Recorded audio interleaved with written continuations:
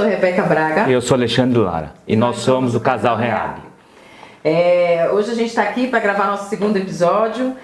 O primeiro episódio com um convidado, então pra gente tá tudo meio novo, a gente está se estruturando. Pra gente é uma honra ele ter aceitado o nosso convite, de ter vindo aqui bater esse papo com a gente. Vamos falar logo, né? Quem é nosso convidado, né, Rebeca? Vai. Então, hoje vamos trazer o Dr. Fabiano Molan. É um prazer estar aqui contigo. Muito obrigado por aceitar esse convite e estar com a gente nesse projeto do Casal Reab. É um prazer, obrigado. Parabéns para os dois, tanto pelo trabalho lindo que fazem no dia a dia, quanto também por essa iniciativa de promover conhecimento, ótimo conhecimento para tantas novas pessoas que não têm esse acesso direto. É um prazer estar aqui. Obrigado. Obrigada. Bom, então vamos começar. Estou com uma doença neurológica, e agora? A gente começou, eu já iniciei direto com essa pergunta, é uma pergunta, porque é justamente a pergunta que vai nortear todo o nosso bate-papo aqui hoje. Então, a gente já apresentou o Fabiano é neurologista, trabalha com pacientes com sequela de AVC, trabalha com estudo da cognição, alterações cognitivas, e hoje eu vou passar para ele, para a gente poder começar a iniciar a nossa conversa, essa pergunta. Como que a gente pode definir, Fabiano, que para você, como que a gente pode explicar para quem está nos assistindo, nos ouvindo, o que é uma doença neurológica? Bom, talvez mais interessante do que doença é falar de saúde, mas a gente fala de saúde depois. Boa. A gente fala tanto de doença neurológica e pouco de saúde neurológica, mas a gente constrói esse conceito depois. Um conceito fácil, uma maneira fácil de entender doença neurológica é assim. Doença, uma maneira fácil de entender doença é a incapacidade. Então, eu tinha um desempenho, eu tinha uma função e não consigo mais desempenhar essa função. Se a culpa disso for do seu cérebro, ou da sua medula, ou do seu nervo, ou do seu músculo, isso é uma doença neurológica. Então, eu não consigo mais hoje ser gerente da minha própria vida porque estou esquecendo. Isso é uma doença neurológica chamada Alzheimer. Eu não consigo hoje caminhar de forma adequada porque eu tenho um surto desmineralizante na minha medula. O nome disso é esclerose múltipla e eu não consigo mais fazer o que eu preciso. Eu não consigo hoje mais engolir bem porque eu tenho uma dificuldade da comunicação do nervo com o músculo e isso flutua, isso chama miastenia. Então, tudo aquilo que me traz incapacidade, e a culpa dessa incapacidade é meu cérebro, medula, nervo, músculo, a gente chama de doença neurológica. E eu digo porque falar de saúde é mais interessante, porque a doença eu já estou presumindo a incapacidade. E a gente vai comentar um pouquinho sobre o privilégio que, na verdade, é construir saúde, mas foi para frente. Muito legal. E quando a gente pensa em doença neurológica, vem à cabeça logo doenças como o Parkinson, Alzheimer, o AVC, o trauma crânioencefálico. Perfeito. Enfim. E as pessoas têm um temor, né, de ser diagnosticado com uma doença neurológica. Sim. E aí, essa pergunta que eu vou fazer para você daria um episódio inteiro só falando sobre isso, né? Como que a gente pode... como que é feito o diagnóstico de uma doença neurológica, vamos dizer assim? Tá, então... começa conversando. A primeira conversa é estar atento ao paciente e é a conversa, o que a gente chama de anamnese, né? Tá aí tudo e o mais importante começa por aí. O exame neurológico é um exame completo, complexo e que também pode nos informar muito. E a partir da conversa, a partir do entendimento de quem você é, a sua história familiar, o prejuízo que você tem, as outras doenças que você tem, que remédio você toma, a gente examina o paciente. A partir da nossa cabeça a gente faz um processo diagnóstico bem Sherlock Holmes mesmo, bem bonitinho. Então a gente pensa em que síndrome eu estou lidando, qual o local do cérebro que pode estar cometido, qual o motivo geral dessa agressão e o nome, se existe ou não, nesse primeiro momento para isso. Tudo isso na minha cabeça vai fazer o quê? Vai me sugerir o que eu posso propor nesse primeiro momento de medicação, mas também de exame complementar. E é importante reforçar que é exame complementar, não é a ressonância não substitui uma boa avaliação, pelo contrário. É muito comum no consultório ou até no hospital a gente vê pacientes que foram exageradamente enviesados pelo exame e esqueceram do começo. Então, sempre que chega no meu consultório um paciente com uma pilha de exame, eu deixo para o lado e falo: quem é você? Começa do zero. E aí, normalmente, aquela pilha é à toa e a pessoa não ouviu o suficiente para poder conduzir. E aí, claro, cada doença dessa, como você comentou, então, no trauma, no Alzheimer, no Parkinson, na epilepsia, no AVC, na enxaqueca, cada uma delas vai ter uma maneira diferente da gente selecionar perguntas, examinar de uma forma diferente, Mas bem grosseiramente, como todo médico, o ideal é que converse muito, preste muita atenção no paciente, examine de forma adequada, reflita o suficiente para poder filtrar o que é possível e oriente na medida do possível, naquilo que já dá para saber pelo exame, que é bastante. No Parkinson, por exemplo, você consegue, e no Alzheimer também, você consegue ir muito longe já nessa expectativa do que o exame vai te mostrar e de como orientar a família. No TCE às vezes fica até mais simples, porque normalmente no consultório você já pegou, já saiu da fase aguda, então está tudo mais claro. Então, o importante aqui é ter essa atenção, é ter esse cuidado e tem que ser sistemático nesse cuidado para que tudo isso gere consequências positivas. Quanto ao medo diagnóstico, isso é bem interessante. Nós somos tanto culturalmente quanto espontaneamente, biologicamente, aversos a emoções negativas, né? Só que é muito interessante porque não é que você está bem e eu estou dizendo diagnóstico ruim, você já está mal. Só que você prefere estar mal às vezes. Isso é bem interessante. É como se fosse uma avestruz que vem um guepardo e você enfia a cabeça debaixo da terra. Não vai funcionar. Sim. Você não vai ajudar em nada. Mas realmente às vezes é difícil muito para o médico e para a equipe de saúde dar o diagnóstico. Então você vê muitos nomes, uns eufemismos, por exemplo, demência senil. Isso não existe. Mas é o nome que a gente dá para aquela senhora de 90 anos que você não quer falar em Alzheimer porque a família nem quer ouvir mais ou o próprio paciente não quer. Então é difícil sim para quem dá e para quem recebe. Mas se você entender que o diagnóstico não é um estigma, não é uma tatuagem que vai grudar em você, mas é uma maneira de eu me organizar e te organizar para um cuidado adequado, você muda o foco. Você sai da preocupação do estigma para a ação. Então, tá bom, é Alzheimer, mas você não vira uma abóbora porque eu te dei o nome de Alzheimer. Você continua a mesma pessoa que entrou aqui. Só que agora com esse nome eu sei que você precisa de uma reabilitação neuropsicológica. Eu sei que você precisa cuidar muito bem de sua saúde vascular. Eu sei que você precisa de atividade física, porque independente da fase de atividade física, isso vai te ajudar. E por aí vai. Então, isso é um papel do médico, é mudar o foco. Esquece o nome. Ou, na verdade, assim, tudo bem, lembra do nome. Mas o nome significa um passo na direção da ação.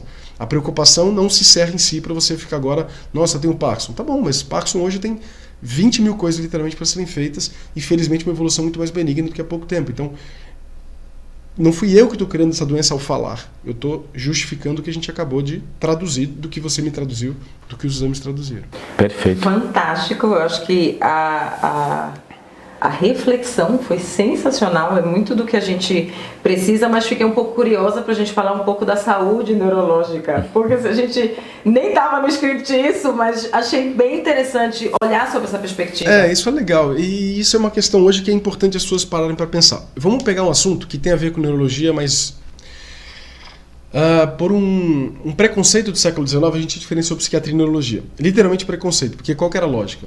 Eu tenho alguma coisa de comportamento, morreu, abre sua cabeça, vejo algo, é neurológico, não vejo a psiquiatra. Daí, inclusive, que começou o preconceito com a psiquiatria, porque se eu abro a cabeça e não tem nada, não é doença. Sim. É você que é diferente, é você que é preguiçoso, é você que moralmente é inferior e merece o descrédito. Óbvio que isso está errado e óbvio que a gente percebe hoje que é um contínuo neurologia e psiquiatria e que felizmente as duas são faces da mesma moeda. Mas por que eu estou falando isso? Porque uma maneira muito fácil de explicar o que é saúde mental. Ou saúde afetiva, vamos dizer assim. Aí é legal explicar, por exemplo. Existe uma fantasia hoje com essa psicologia positiva mal ensinada, ou coaching, etc., mal feito, de que a felicidade é métrica de saúde. Não é verdade. Você precisa chorar no enterro, como você precisa ou deveria sincronizar no privilégio de um churrasco de comemoração de um fim, de uma coisa importante para você, de estar feliz, e estar calmo à noite para ver um filme com a sua esposa, com o seu filho, etc. Então, um conceito muito bonito de saúde é a flexibilidade, é a adaptação. E é aí que a doença neurológica não te permite, porque ele te empurra a uma restrição. Então, agora, com o AVC, eu até funciono, mas eu preciso de ajuda para aquilo, para aquilo, para aquilo. Agora, com Alzheimer, eu até funciono, mas muito mais para os hábitos, que são outra memória, e não para as novas memórias que eu formo ao, por exemplo, viajar e lembrar de informações. Essa restrição, essa incapacidade de ser flexível, é uma característica do adoecimento. Ser flexível, então, vamos voltar na saúde mental. Então, que eu possa chorar, e devo chorar e sincronizar no enterro, mas que eu devo ter a tranquilidade quando voltar para casa, de, claro, eu arrasto um pouco dessa tristeza, mas daqui a pouquinho eu consigo ser pai para minha filha de uma maneira que sincronize com o estado emocional dela, não só o meu. Se a ansiedade que eu tenho para a apresentação mais importante da minha vida, de um doutorado ou pós-doutorado, é importante ficar ansioso. Isso te faz antecipar o futuro e se preparar melhor. Fantástico. Agora, se eu não paro essa antecipação do futuro e arrasto isso para tudo que eu faço, eu chego em casa e não consigo prestar atenção na minha esposa no jantar porque eu fico no telefone. Se eu não consigo levar meu filho sem ter que botar música e olhar para o telefone porque aquilo me entedia, você está arrastando um estado emocional que naquele momento, lá na apresentação, era adequado e era proporcional e sincrônico para outros que já não fazem mais sentido. Então, grudar na mesma estação de rádio para músicas diferentes ou para dançar está errado. Essa inflexibilidade caracteriza a restrição de competência, a restrição fisiológica que a gente chama de doença. Que apesar de a gente chamar de doença, ela é um contínuo, né? Então, e a maldade do cérebro nesse sentido é que ele não nos ajuda a valorizar a saúde. Isso é um problemaço do cérebro e não é nem um erro de projeto, na verdade ele tem que escolher entre uma coisa e outra, ele escolhe um lado aí, que é o seguinte, o cérebro é uma máquina preditiva. Então, por exemplo, o meu carro funcionou para vir para cá. Eu não valorizo, porque ele tinha que funcionar. Só que se ele quebrasse, eu ia ficar muito bravo. O trânsito foi como o Waze previa. O Waze previu, então eu chego aqui. O cérebro é maldoso nessa hora porque tudo aquilo que satisfaz a própria expectativa, ele não valoriza. Do ponto de vista afetivo, aquilo é neutro. E tudo aquilo que vai contra, ou aquilo que não satisfaz a expectativa, vem esse afeto negativo. Como saúde é algo que eu presumo, como acordar de manhã e saber meu nome, saber quem eu sou, movimentar meus 4 membros é algo gratuito, a gente fala, tudo bem, é assim, até eu perder. E eu percebi que nada era gratuito. A gratuidade era muito mais uma anestesia de percepção do meu cérebro do que um dado de verdade da realidade. E saúde é assim. Por isso que é tão difícil vender saúde. Mas peraí, você está querendo que eu faça atividade física para ficar igual? Eu prefiro ficar no sofá fazendo igual. Verdade. Não, então, mas deixa eu te mostrar. Não, não é verdade o que você está falando. Você acha que é verdade, mas não é verdade. Então, porque o cérebro realmente nos engana nessa hora. E quando a gente fala especialmente de envelhecimento, que é uma soma de todas essas atitudes e hábitos, é mais difícil ainda explicar, olha, aquele sofrimento agora de aprender uma nova língua, de fazer um novo curso, de ir para a academia em vez de ficar aqui vendo televisão, é que vai construir daqui a 30 anos você melhor. 30 anos? Não, eu quero... Lá eu vejo o que eu vou fazer. Deixa que lá vai ter um remédio para substituir. A dificuldade de mudança de hábitos, né? Que é muito difícil para as pessoas mudar o jeito que ela se enxerga como uma pessoa saudável, de saúde, enfim. Mas sabe o que me ocorreu agora? Que parece um pouco... se aproxima um pouco do que a gente vê nos pacientes com relação à nossa falta... dos pacientes, no caso, ou a nossa ilusão de controle. Perfeito. Então a gente tem uma ilusão Perfeito. De que a gente controla a nossa vida. Sofri algum acidente, tem algum problema, fui para o hospital, nossa, olha o que aconteceu. A ficha cai. A ficha cai, você não tem controle nenhum. Na verdade você tinha, mas não fez uso dele. Né? E aí é legal do hábito, porque assim, o hábito é uma coisa interessante. A grande maioria dos nossos hábitos são culturais e familiares, mas a gente tem a ilusão de que a gente que construiu. A ilusão cai quando você tenta mudar, e que aí você vê que a ficha, que realmente é difícil. E o hábito é um pouco... a gente é um pouco ingrato com ele também, porque o hábito é uma saída genial da natureza. Assim. Dado que a realidade tem problemas regulares, deixa eu construir respostas regulares. Dado que essas respostas são regulares, eu não preciso da consciência. Então deixa que a inconsciente trabalha e você deixa a consciência para lidar com o novo, para lidar com o flexível, para lidar com aquilo que não satisfaz a expectativa. E aí o problema é que a gente sabe hoje que o nosso cérebro foi inclinado com aquela mentalidade de savana africana, de... Se tiver comida, come até parar. Se tiver que escolher entre atividade física e sofá, fica no sofá. Só que para o privilégio nosso de São Paulo, século XXI, isso a curto prazo é adequado, mas a longo prazo não. E é esse casamento do curto com o longo prazo que é o desafio. Porque a grande maioria das virtudes a curto prazo são difíceis. Sim. A grande maioria dos vícios são muito atrativas. E é por isso que a gente precisa educar e conversar sobre isso, para que a gente possa ter um equilíbrio maior. Porque se você privilegia só seu futuro, você provavelmente vai ter uma vida mais sofrida do que você precisaria ter. Se você privilegia só o presente, você vai ter um futuro com certeza mais sofrido do que você poderia. Pega o AVC, por exemplo. O nome do AVC é péssimo, porque acidente vascular cerebral presume que você não tem como controlar. Sim. 90% dos AVCs não precisavam acontecer. 90%. Não tem acidente nenhum. Isso é um destino. É um destino de alguém que, ignorante, não sabia como se comportar perante aquilo. Achava que pressão alta não importava. 2/3 de todas as doenças neurológicas do idoso têm como causa principal hipertensão arterial. Hipertensão arterial. Que é ou mudança de estilo de vida ou tomar um remédio associado. 2/3. do Alzheimer, do AVC, de qualquer complicação a mais que você faça, tem na hipertensão a culpa. Tem tudo a ver com o estilo de vida, mas é porque a gente presume que a gente controla esses hábitos, que a gente acha que quando precisar mudar, vai mudar. Sim. Não muda. É bem difícil. A maioria das pessoas que mudam pós um infarto, pós um AVC pequeno. Precisa ter um choque para poder ter a mudança. Precisa presentificar e tornar afetivo. A gente muda quando aquilo importa. E importa aquilo que a gente sente diferente. Não que cognição não consegue mudar muito. Pensa na procrastinação, por exemplo. Procrastinação é um exemplo bem legal. Procrastinação, assim, cognitivamente eu sei que eu preciso fazer, mas afetivamente eu não quero. E você não vai fazer.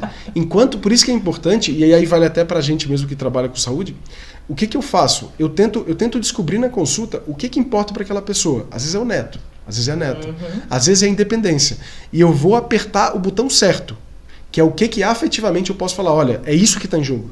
Não é minha vontade como médico, não é sua filha que está falando, não é seu filho que está falando, não é seu pai que está falando. É para você, é por você. E aí você precisa pegar afeto. Não adianta ficar insistindo com motivos e razões. Uma ilusão que não funciona é assim, olha, você precisa meditar. Tá bom. Tá aqui toda a neurociência da meditação. É bonito, você vai ficar todo super empolgado, mas você vai fazer? Não. É o que a gente vê muito na outra ponta quando a gente está reabilitando nossos pacientes, né? Que a gente sempre se conversa, fala assim, o paciente tem que fazer isso, tem que fazer. Gente, não tem que. Nós temos que buscar dele qual que é a motivação essencial ali e vamos por esse caminho para tentar fazer uma mudança. E aí até uma dica para os profissionais de saúde que eu acho que é legal. Tem uma ferramenta que se chama entrevista motivacional.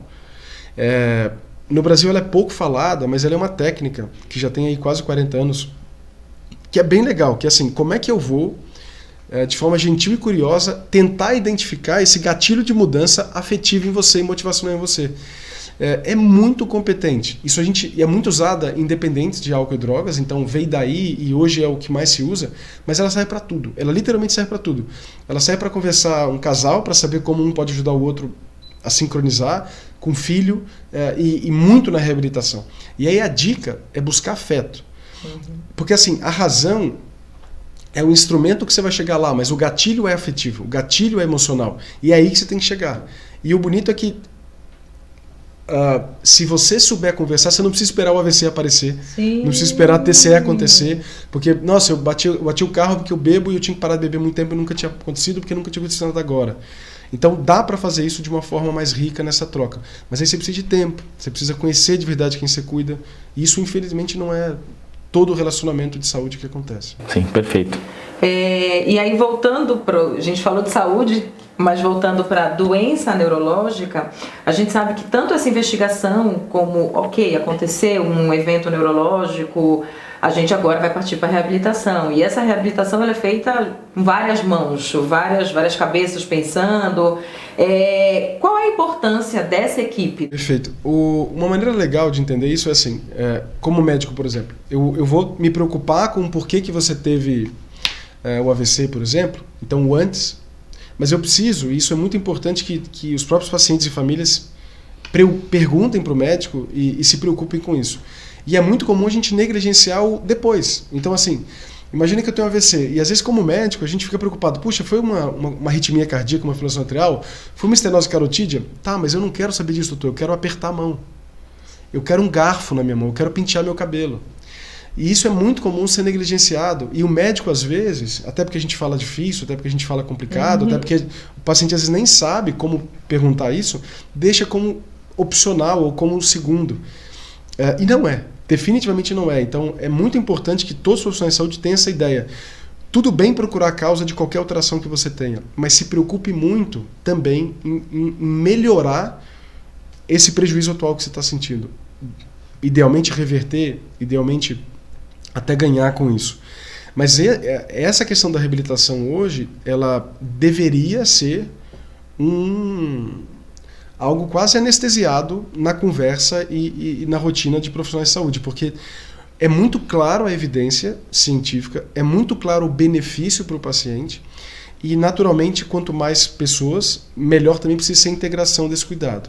Mas quando essa integração acontece, quando eu consigo conversar com a físio, consigo conversar com a TO, quando eu consigo ter a fono, quando eu consigo ter a psicóloga, quando eu consigo essa parceria, o educador físico, a nutricionista, quando eu consigo essa parceria, a gente vê que o paciente voa, a gente vê que você realmente entende ele 360 graus, Sim. e aí a coisa caminha de verdade. Ele se sente entendido, ele se sente respeitado, e aí volta para aquela questão motivacional, e vira um ciclo virtuoso, porque a gente cuida bem, ele se sente bem cuidado, o resultado é melhor ainda, a gente cuida melhor, porque a gente sabe que isso impacta, né? Então, quando você vê resultado, você ganha uma energia, né? Aquele dia que nenhum paciente melhora tanto quanto você gostaria, você volta para casa mais para baixo. Pelo contrário, quando as coisas caminham bem, você volta mais animado, então isso impacta muito a gente. E isso não é aleatório, no sentido de que essa sincronia de cuidado importa bastante para que a gente possa ir junto. Então, como terapeuta ocupacional, eu posso ter um planejamento. Eu preciso casar isso com a física, eu preciso casar isso com o médico porque ele está anticoagulando. E será que agora é o melhor momento para isso? Ou agora ele está com duas condições que conflituam tal intervenção? A piscina agora dá por aquele motivo e não dá pelo outro. Isso precisa ser alinhado, mas isso é possível, felizmente é possível. As grandes clínicas e hospitais de São Paulo hoje fazem isso com muita beleza, porque na verdade é belo esse cuidado. A gente felizmente tem em São Paulo com muita facilidade o papel do fisiatra, que infelizmente é muito ignorado também, que é um médico especialista nessa reabilitação. Muitos pacientes, muitos médicos não conhecem o fisiatra.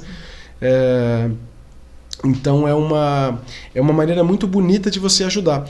E aí, por não conhecer, muitos médicos ignoram as queixas. Então, como eu não sei como ajudar, e não tem um remédio certo para ajudar essa queixa... E não é fácil ajudar essa queixa. Você acaba deixando para lá. Ou você acaba minimizando a importância. Não, mexer essa mão não é importante. Como não? Eu só quero escrever de novo. Se é fibrilação atrial, se é estenose carotídea, não interessa. Eu quero mexer de novo. Eu lembro quando eu fiz meu estágio na CD da felicidade de um paciente que a gente só pegou uma fita crepe, enrolou na colher e ele pôde pegar a colher de novo e comer com a mão.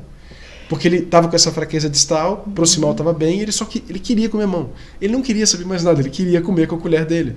E pronto, era literalmente uma fita crepe, um esparadrapo que a gente enrolou ali, e a vida dele mudou completamente. Então, é muito importante essa valorização, e a gente não pode minimizar esse tipo de queixa, esse tipo de cuidado. Pelo contrário, quando a gente vê isso bem feito, é que a gente entende o papel que isso tem na qualidade de vida e quantidade de vida dos pacientes também, né?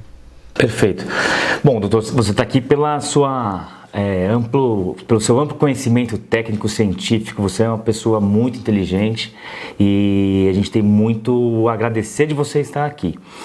E aí, agora pensando, olhando os dois lados, né? Você como um médico especialista e você como filho. Então, para quem não sabe, o pai do doutor Fabiano teve um AVC, então ele também tem a ótica como família. E aí, eu fazer 3 perguntas, né? O que você vê desses dois lados, dessas duas óticas, dos pacientes que fazem reabilitação e dos pacientes que não fazem, e da importância do engajamento na família nesse processo todo? Perfeito, 2 perguntas bem complexas. Não, mas é legal mesmo, assim. Eu acho que como eu mudei muito como médico sendo filho, né? Meu pai teve um AVC bem estranho, como ele também é médico, então a gente sempre brinca que profissional de saúde tem coisas estranhas, né? Ele teve. Meu pai teve uma mistura de AVCs, ele teve sangramento e isquemia de forma bem ampla e bem grave. A sorte dele, nossa, é que ele tinha muita reserva, então ele acabou tolerando proporcionalmente bem, relativamente bem, para o tanto de lesão que ele tem no cérebro. E isso mudou completamente. Eu já tinha sido, felizmente, contaminado pela reabilitação antes. Tanto é que eu tive o privilégio de contar com vocês no pós, né, nesse cuidado. Mas já era uma coisa que, felizmente, já estava dentro da minha rotina. Mas é claro que muda como filho, porque eu acho que é aí que você vê realmente o papel direto e indireto de como a coisa é cuidada. Então, por exemplo, com o médico, você vai uma vez por mês, por exemplo. Com a físio, você está 3 vezes por semana. Sim. É muito diferente esse cuidado. E você sentir proximidade, alinhamento nesse cuidado, dá um outro senso. Porque quando você vai lá no médico, ótimo, que bom, a consulta foi ótima, eu pude falar tudo, mas é 1 hora, 1 hora e meia, 2 horas de consulta. É muito diferente dessas 3, 4, 6 horas por semana que você passa do lado dessa equipe multiprofissional. E uma coisa legal, que quando a coisa está alinhada, você percebe que uma é extensão do outro no melhor sentido, né? Tanto o paciente é do cuidado que recebe, como entre os profissionais também fica uma coisa fluida, que deveria ser o ideal, né? Que deveria ser como esse cuidado devia acontecer. Então, eu acho que uma coisa interessante é que como filho também, e aí a vida é irônica, né? Então meu pai teve um AVC que era exatamente o que eu faço na universidade, exatamente o meu doutorado foi em AVC, né? E aí é uma coisa interessante, eu terminei meu doutorado há pouco tempo, foi depois do AVC do meu pai. E eu transformei o sofrimento do meu pai numa novidade, numa pesquisa clínica que mudou um pouco a maneira da gente cuidar da pressão dentro da cabeça, etc. Então, esse é um assunto que na reabilitação sempre entra, né? Como é que a gente transforma sofrimento em crescimento, como é que a gente transforma sofrimento, às vezes até em união, famílias que não se falavam passam a se falar, relacionamentos que iam mal voltam a se unir.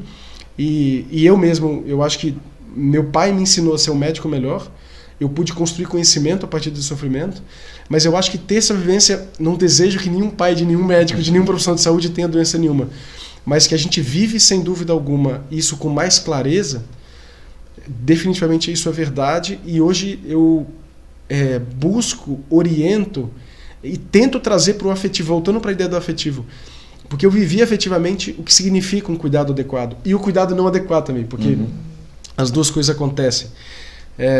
Então é muito legal poder traduzir isso, tanto para a equipe que está cuidando, para poder unir todo mundo, como traduzir para a família e para o paciente por que aquilo é importante. Porque tem uma outra maldade do cérebro um pouquinho, que na reabilitação vocês veem isso muito, e aí é legal ouvir vocês também, que é assim, no comecinho do AVC, por exemplo, a recuperação é muito rápida. Depois, esses platôs que na cabeça, lá dentro, no número de conexões, não é um platô. É uma rampa que continua subindo, mas aqui fora, a gente olhando, dá a impressão de um platô. Então fica uma coisa que naquele momento, tanto para o profissional quanto para o paciente, fica muito pouco gratificante. Então poder traduzir, olha, o seu cérebro funciona como se fossem em limiares. Então, olha, ganhei 100 conexões, melhorei minha mão. Só que a nova ganho de função agora é com 1000 conexões. Então a cada sessão você vai fazer mais 100. Então a primeira sessão você sai de 100 para 200. Você aqui fora não vê diferença nenhuma, mas lá na cabeça são 100 a mais. Na segunda, 300. Na nona você fala, não aguento mais isso, eu não aguento mais ver eles. E aí na 10ª ele volta e vira a chave. A vira-chave é aqui fora, mais lento. Então se você pode pedir para o neuro explicar, ou você pode explicar isso, e torna isso emocionalmente engajante, caramba, então eu não estou vendo, mas novas conexões estão formadas. E aí novas conexões estão formadas a tudo que a gente faz. Essa conversa eu estou formando novas e formando novas em quem está ouvindo. Dirigir para cá, ser ansioso forma mais conexões para continuar sendo ansioso, sendo calmo, mais calmo. Então é muito interessante quando a gente pode unir isso e traduzir isso de uma forma que motive as pessoas. E a motivação passa por essa experiência, de novo, né? Que eu tive tanto pela oportunidade de fazer esse estágio, mas muito também de ser filho, de explicar para minha mãe, explicar para meu irmão, explicar para todo mundo que importa ali nesse diálogo. Então, de novo, não desejo para ninguém, mas que a gente pode, felizmente, transformar isso em potência, em melhor cuidado, sem dúvida. Nessa reflexão das novas conexões eu achei sensacional, porque eu falava assim, eu tenho atendido muito paciente agudo.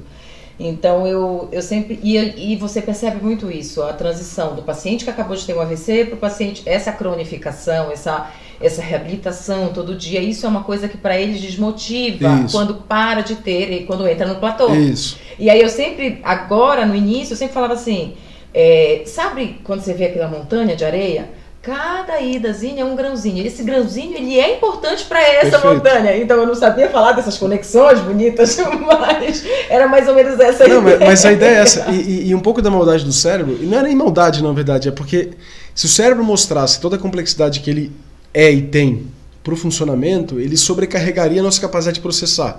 Então você não dá conta de se entender emocionalmente e nem com o meio externo. Então ele não faz isso. Ele é um mágico que não te mostra que está fazendo um truque. Até o truque dar errado e você fala, caramba, tem uma coisa muito estranha aqui. Mas traduzir isso de uma forma fácil para a pessoa falar, então aqui fora a coisa vai ser em degrau, mas aqui dentro é uma rampa, no sentido... E o degrau aumenta, né? Então o degrau vai ficando mais longo a cada aumento. Mas você vai... Eu tenho pacientes no consultório que voltaram a andar depois de 9 anos, porque não pararam de fazer, né? Então... a coisa vai caminhando, a coisa vai acontecendo. A gente percebe muito isso quando a gente está na reabilitação, e o que a gente pode explicar isso para o paciente, isso é muito claro. E nós, como terapeutas, avaliando, reavaliando e mostrando para ele, porque senão ele vai cair naquele primeiro papo quando você começou a falar que o cérebro é preguiçoso. Porque ele começou já a ter movimento, só que ele não está percebendo, que ele não está valorizando. Perfeito. Ele está movimentando, mas ele não está valorizando aquilo porque já era para ele estar para ele é comum, é um movimento que ele devia fazer já mesmo. Só que não. E aí quando você mostra a filmagem, olha como você estava antes, como você segurava um copo, como você se alimentava, como você ficava em pé, como você se levantava, enfim. E mostrar isso com imagens, com vídeos e fotos ajuda muito a retomar a motivação. Exatamente. Porque aí você contrasta, né? Porque como ele vai melhorando um pouquinho todo dia, ele perde esse contraste. Quando você mostra 1 mês atrás, 2 meses atrás, opa, então eu sou realmente diferente, vale a pena continuar aqui, vale a pena ficar aqui. Esse é um trabalho e vale a pena também pela questão, às vezes, quando essas conexões elas diminuem de velocidade, a gente entra na terapia de manutenção. Mas a terapia de manutenção precisa manter o que foi ganho. Então, ao mesmo tempo, é uma terapia que é um pouco mais lenta, mas é uma terapia que também é efetiva. Mas é a mesma ideia da musculação. Pensa na musculação, assim, você ganha músculo. Agora para de malhar, ganha músculo, vou parar. Vai voltar tudo. Então, assim, isso é importante explicar também. Assim, o nosso metabolismo, imagina que para o corpo, né, o cérebro já é caro no sentido de gasto. Imagina que um orçamento, imagina que em vez de falar de glicose, de ATP, a gente está falando de dinheiro. Então, imagina que o corpo humano é uma empresa que tem um orçamento fixo. Mais ou menos. Mas vamos só para uma questão de analogia aqui, ele tem um orçamento fixo. E é igual uma empresa, ela tem que definir quais departamentos vão ganhar mais. Né? E uma das maneiras de eu aumentar o investimento proporcional no departamento de reparo e manutenção é através da reabilitação. A reabilitação é literalmente como eu chamo a atenção para o meu corpo, meu cérebro, e falo, olha, eu sei que o cérebro é caro, o cérebro já consome, na criança, no recém-nascido, o cérebro chega a consumir 70% de toda a energia do corpo. No adulto, 20%. Só que ele tem 1,5 kg, né? Você pega uma pessoa de 60 quilos, é muito, proporcionalmente. E 1,5 kg de 60 quilos de peso, eu consumo 20 a 25% de energia. Quando eu faço a rehab, eu aumento esse consumo. Então, espontaneamente, a natureza vai falar, não, já gasta muito. Para. E a reabilitação obriga a falar, nada de para. Nada de para. É como se você obrigasse, olha, o meu meio me obriga a ser melhor e sincronizar melhor. Tá bom, então eu vou dar mais dinheiro para esse mecanismo de reparação. Porque do contrário, ele melhora. A gente sabe. A gente sabe que espontaneamente existe uma melhora nesses quadros de TCE, AVC, mas é muito menos do que a potência que vocês conseguem dar para o paciente. É muito menos. Isso é muito claro. A gente vê isso na fila, por exemplo, de espera. Você pega um paciente que você consegue abordar precocemente, o mesmo que chega 3 meses depois, como se fosse um grupo controle, e você vê a diferença. Ele melhorou, mas muito menos do que o outro. E a espacidade que você contornou não foi contornada. E a dor que o outro não tem, e ele tem. O desconforto à noite e a insônia que atrapalha muito, então o sono é o preço que a gente paga por um cérebro adaptável, pela dor que pela espacidade, que ele não fez a rehab adequada, ele não dorme, persiste na espacidade, persiste na dor, e aí o humor daqui a pouquinho cai, porque a dor leva à depressão, e a bola de neve está montada. E aí você, como físico, fala, não, ou a família, não, o físico está lá esticando, e ele não entende o que significa esse esticar. O impacto que isso vai ter emocionalmente, no sono, na cognição e todo o ciclo virtuoso que é criado numa boa reabilitação. É aquele paciente que recebe alta do hospital com... agora é fisioterapia. Isso. Aí o médico eu costumo dizer que o médico fez um lacinho e mandou pra gente. Agora o trabalho é seu. Se não melhorou, a culpa é do fisioterapeuta, a culpa é de quem está fazendo a reabilitação. E é isso. Hoje a gente sabe que a reabilitação precoce faz muita diferença.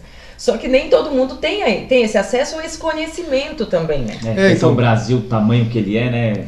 Os locais que as pessoas têm acesso a uma reabilitação adequada, ainda é muito pobre, né? E se você for ver bem, assim, ainda tem aquela mentalidade de que você vai para físio ou para TO quando não tem nada para fazer de verdade.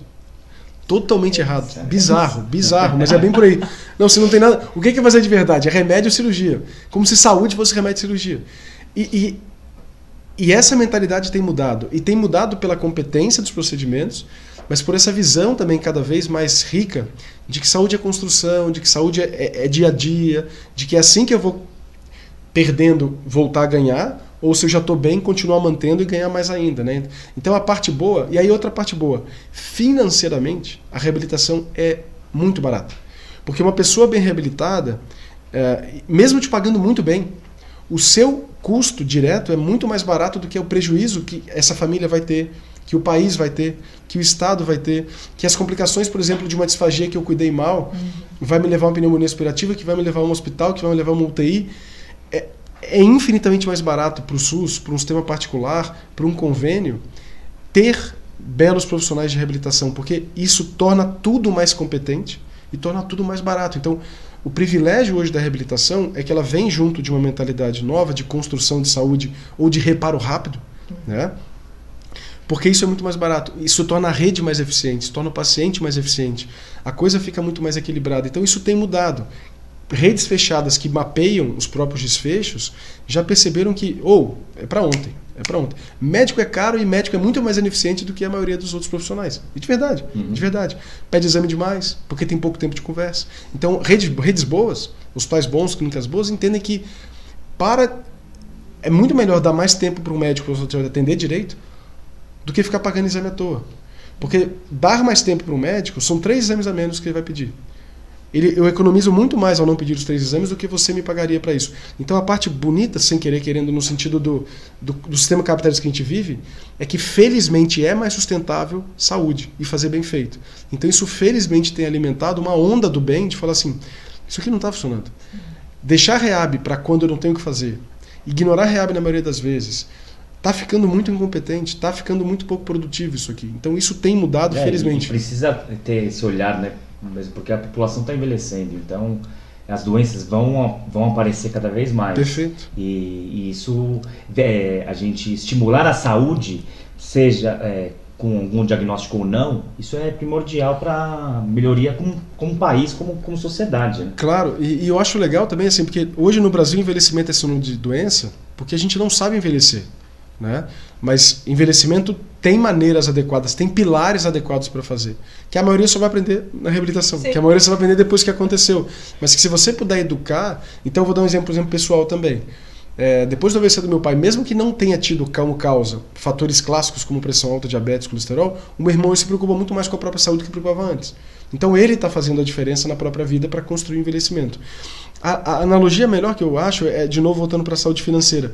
Hoje no Brasil, a mentalidade financeira melhorou muito. A gente já não tem mais a ideia de que quando eu envelhecer eu me preocupo com finanças. Não, você faz a coisa organizada. Saúde é igual. Você tem que manter sua conta corrente de saúde positiva. Como é que eu faço isso? Opa, beleza. Então, igual você entende o que significa investimento, o que significa juros, o que significa IPCA, vamos aprender agora o que significa uma alimentação decente.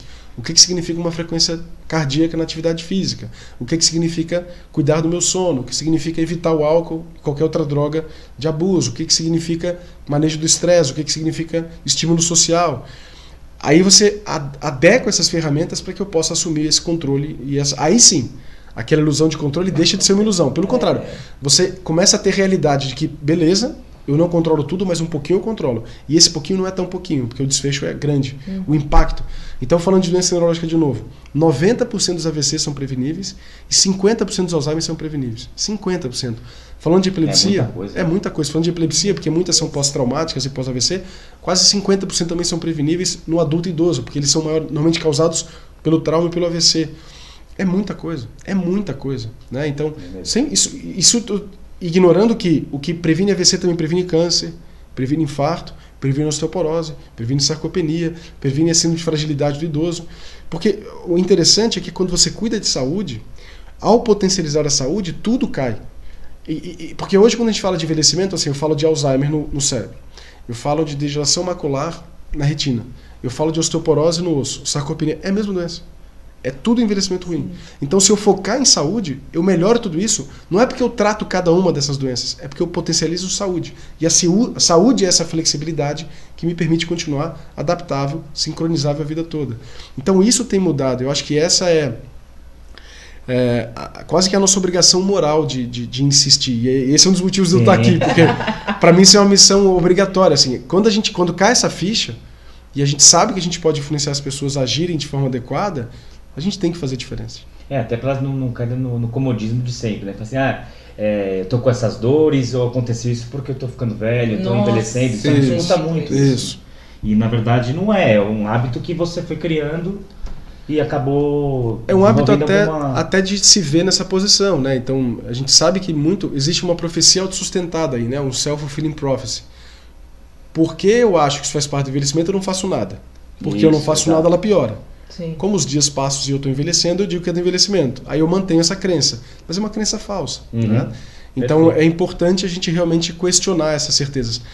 As certezas nos aprisionam muito mais do que as dúvidas, né? Então, só que o nosso cérebro odeia a dúvida, então esse é o problema. Já vai direto na... Ele adora... E umas certezas assim, como hoje em dia tem muito... As verdades absolutas que na verdade não As mídias, que o povo lê e acredita naquilo de um jeito. E a gente que faz ciência sabe, assim, a ciência é estar menos errado a cada dia, não é estar certo. E tolerando estar menos errado, a gente vai muito longe. A gente foi na Lua, a gente transplanta coração, a gente reabilita, a gente tromboliza e trombectomiza AVC, mas é pela tranquilidade de que a gente nunca está satisfeito, porque a gente sabe que o que a gente faz hoje ainda pode ser melhor, a gente pode refinar, a gente pode fazer mais. Nossa, sensacional. Bom, a gente podia ficar aqui horas e horas batendo um papo com o Dr. Fabiano, né? Mas eu ainda vou voltar para aquela sua reflexão da família, que você levantou. Quando a gente tem uma família engajada, faz toda a diferença para o processo de reabilitação.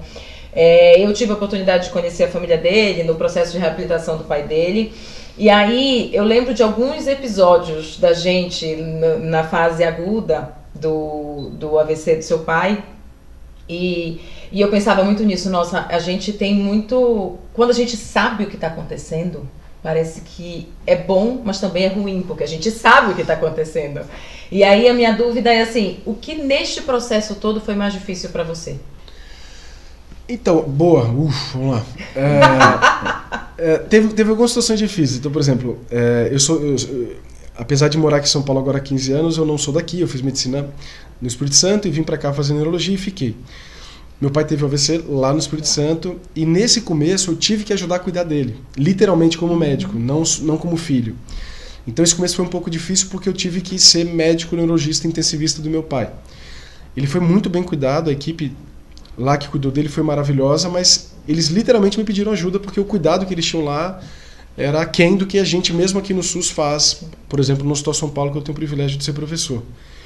Então eu tive que literalmente ser médico dele, isso tornou mais difícil sincronizar com o sofrimento tanto da minha família, porque eu falava com a minha família como eu falo com a minha família hoje no hospital, que é humana, muito humana, mas não é igual à minha família. Depois a ficha foi caindo, quando ele estabilizou, quando eu pude ser filho, isso aconteceu. Mas o que aconteceu também é uma questão muito específica da minha família. O meu pai era muito ativo em tudo. E de repente, essa figura cedeu o lugar e a gente teve a obrigação de substituir em parte essas funções.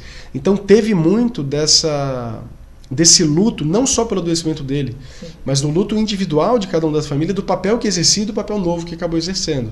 E que também fez todo mundo crescer absurdamente. Muito, muito. Minha mãe, meu irmão, eu.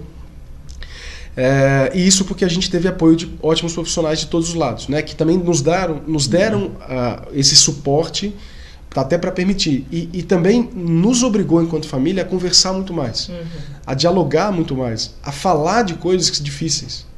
Eu acho que você está ajudando menos do que você deveria, ou mais do que deveria.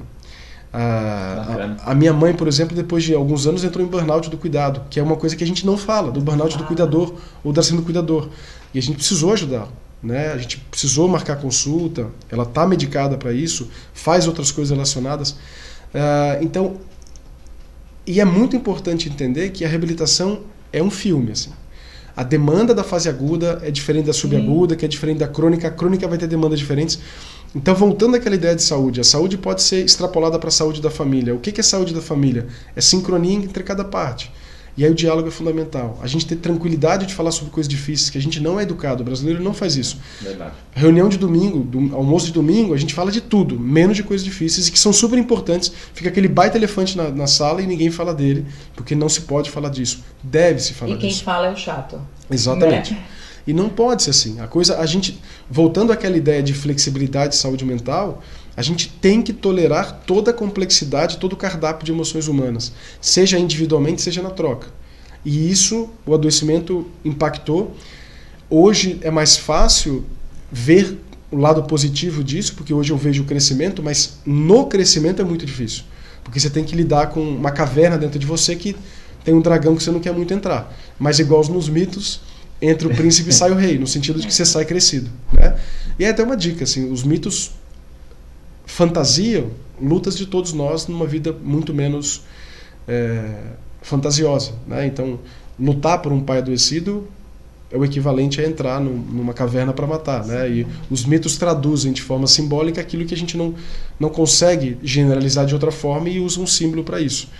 E tanto é que o mito do herói, que é o que é usado em todos os filmes hoje que a gente vê e que são famosos aí, todos seguem essa linha discriminada, essa sequência narrativa que chama mito do herói, do Joseph Campbell, que ele, como estudou mito, ele falava que os mitos eram essa tentativa de nos ensinar, através desses exemplos fantasiosos, como levar uma vida mais saudável, individualmente, mas especialmente socialmente.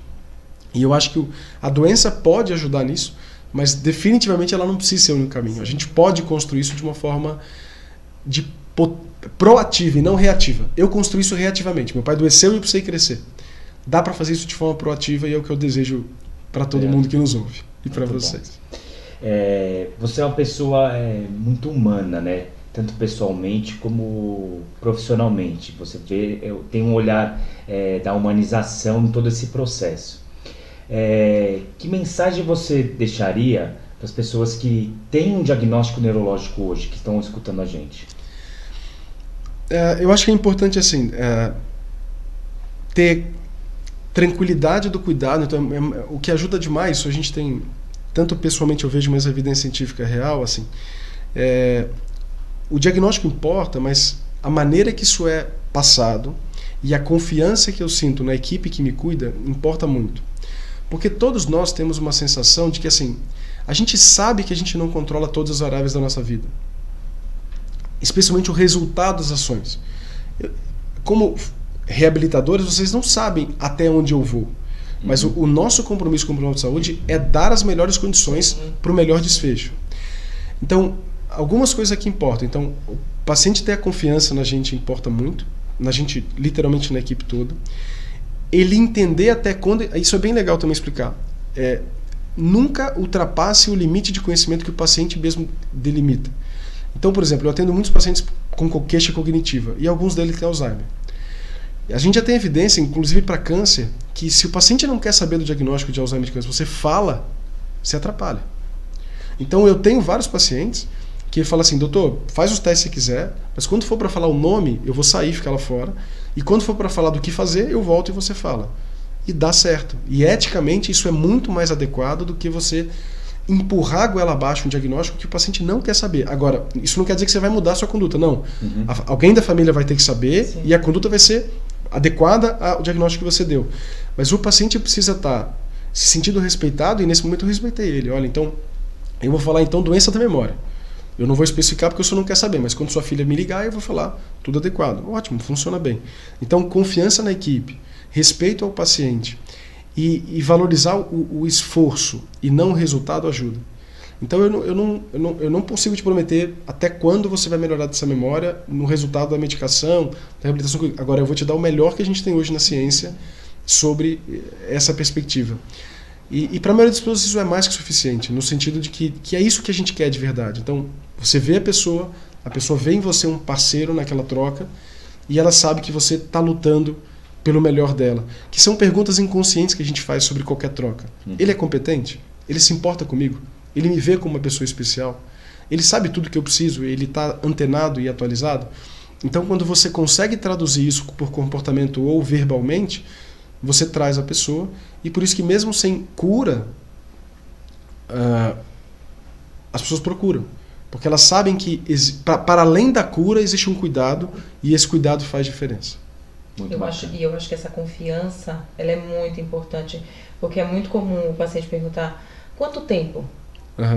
E toda vez eu dou sempre a mesma resposta: eu não tenho um tempo para te dar. Se eu tivesse um tempo para te dar, eu estaria sendo incorreta com você, porque eu não tenho como prever. O que a gente sabe agora é que a gente tem que investir. Vamos lá. E vamos junto. E isso faz o paciente vir pro teu lado. Vai assim: nossa, ela tá indo junto comigo. Sim. Então eu acho que ele acaba comprando um pouco mais essa ideia de reabilitação e se sentindo valorizado na necessidade dele atual, do momento, né?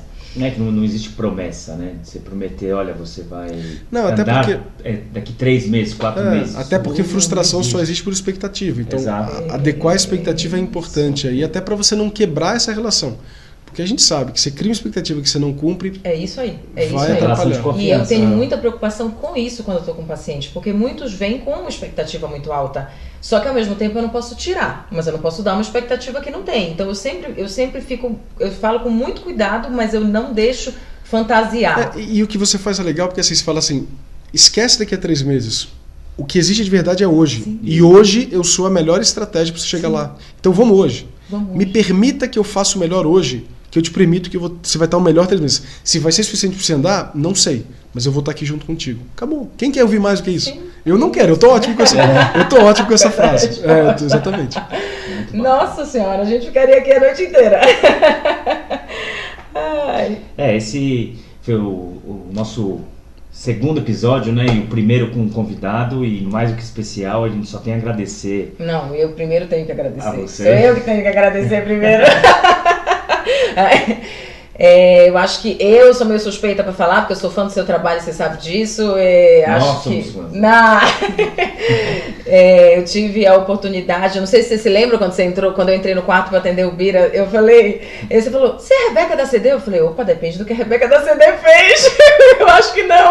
Aí depois, enfim, a gente já tinha se conhecido lá e teve a oportunidade de se reencontrar. Acho que o trabalho que você faz é fantástico. Muito obrigado por ter disponibilizado o seu tempo, de ter vindo aqui numa quarta noite, pegar esse trânsito louco de São Paulo, mas para compartilhar com a gente, com quem nos ouve, com quem nos assiste. Sensacional. Estou muito, muito, muito feliz. Muito obrigada. Obrigado mesmo, doutor. Imagina, um prazer e parabéns de novo pela iniciativa. É esse tipo de iniciativa que a gente, como conversou anteriormente, ajuda as pessoas, muda a mentalidade, profissionais de saúde, famílias, pacientes. A gente precisa disso. Vocês são necessários para o mundo melhor. E é um prazer estar aqui e poder contribuir um pouquinho para essa semente linda que vocês estão plantando. Parabéns. Muito obrigada. Eu acho que a gente começou com o pé direito, total. Acho que você pode falar seu Instagram também, as suas mídias sociais. Tá bom, pode ser o Instagram. O Instagram tem tudo lá, é Dr. Fabiano Moulin, né? Ou Mula. Dr. Fabiano Moulin.